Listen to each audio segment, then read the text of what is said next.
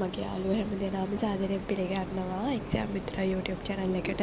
ඉතින් ළමයි මේ ඔයාලට මම මේ සිංහල භාෂා හැකියාව පේපර් එකට කරන කොටස් ටික එකින් එක කරන්න කියලා හිතුවා. මොකද ගොඩක් අයට පේපර් එක තනියම චුට්ටක් ලියා ගන්න අමාරුයි. ඒගොල්ලෝ ටිකක් බය වෙලා වගේ ඉන්නවා. ඒකෙන් WhatsApp message දාලා ප්‍රශ්න අහනවා. ඉතින් මම ඔයාලට මේ පාඩම් මම සිංහල භාෂාව හැකියාව කියන පේපර් එකට එනවා කියලා අනුමාන කරපු ඒ කියන්නේ මම අධ්‍යයනය කරලා හදපු හින්දා මම කොටස් 17ක් කැටගරි කරලා තියෙනවා. මම ඒ 17 ගැන හිමින් පොඩි වීඩියෝස් කරලා දාන්න. ඔයාලා එතකොට තනියම නෝට් එකක් ඉස්සලා හදාගන්න මේ භාෂා හැකියාව.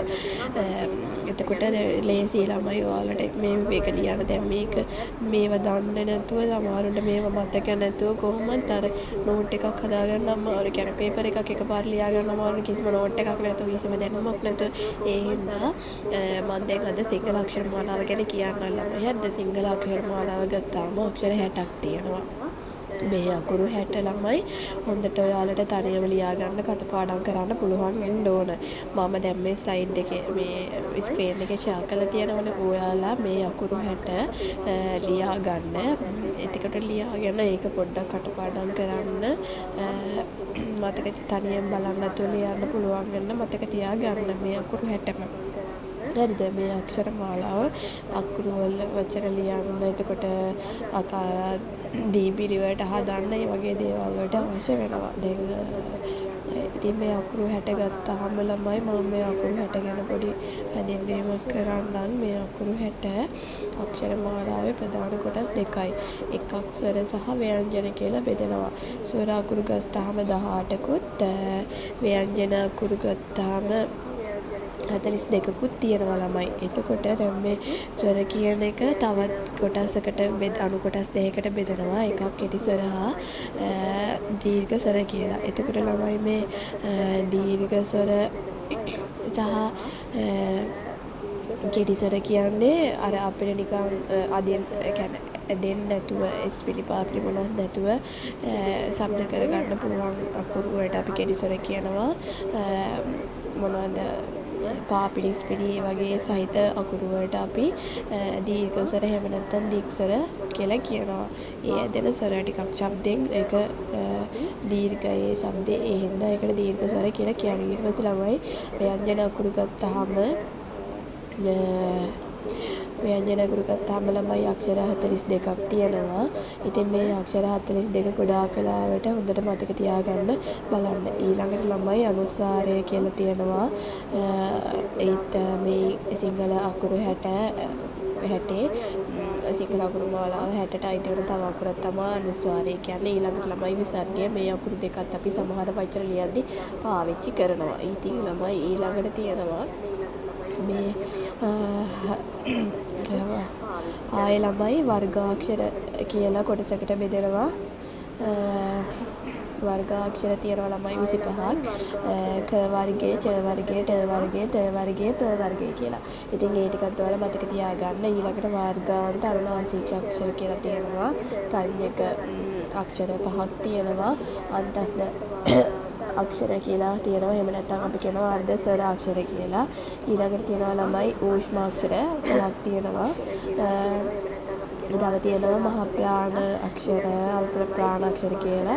දැන් මේ අකුරු 60 එක එක විදියට කැටගරි කරලා තමයි ළමයි මේ තියන්නේ. ඉතින් ළමයි මේ දේවලුත් අපි දැනගන්න ඕනේ. බැරි වෙලාවත් බහුවර්ණ පේපර් එකේ බහුවර්ණ ප්‍රශ්නයකට මේ වර්ගාන්තර අනුනාසික අක්ෂර මොනවද කියලා අහුවොත් ඔයාලා ලියන්න පුළුවන්. මහා ප්‍රාණ අක්ෂර ටික මොනවද කියලා ලියන්න කියලා කිව්වොත් ඔයාලා ඒක දැනගෙන තියෙන්න ඕනේ. ඊට පස්සේ ආයෙ ළමයි ව්‍යංජන අක්ෂර ටික ආයෙ ඉතින් බෙදෙන විදිහකට මම ඔයාලට ඒක මේ හරියට සරලව දාලා තියෙනවා ළමයි. මේ chart එකක් හදලා ඒ chart එකත් ඔයාලා චුට්ටක් හොඳට බලා ගන්න. ඒකේ තියෙනවා කණ්ඨජ, තාලුද, මුර්තද, දන්තද, ඕක්ෂ්ඨජ කියලා. ඉතින් ඒ චුට්ටත් ඔයාලා බලා ගන්න. ඒකත් තව කැටගරි වෙනවා.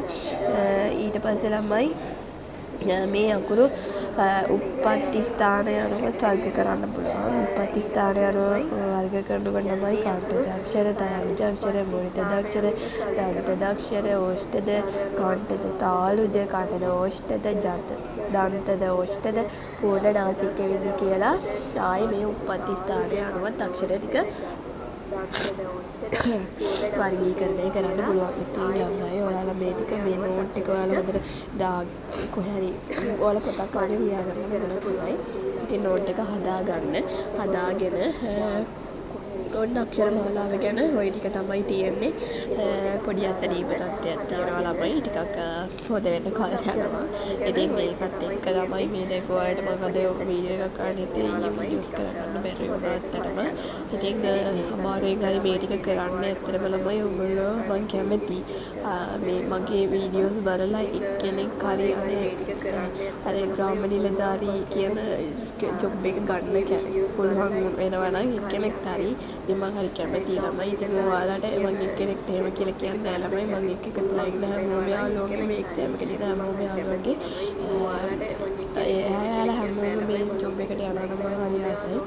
මොකද මමත් ගවර්න්මන්ට් ජොබ් එකක් කරන කෙනෙක්. ඉතින් ඒ ගවර්න්මන්ට් ජොබ් එකට යන්න තියෙන කට්ට කොච්චරයිද කොච්චර අමාරුද කියන එක මං දන්නවා. ඒ හින්දා දැනගෙන තමයි මේ විදිහට දෙයක් කරන්න හිතුවේ. ඉතින් ඔයාලට මම මේ කරන දේෙන් ඔයාලට දෙයක් වටිනවා කියලා හිතනවා නම් ඔයගොල්ලෝ ඒ ටික කරගන්න.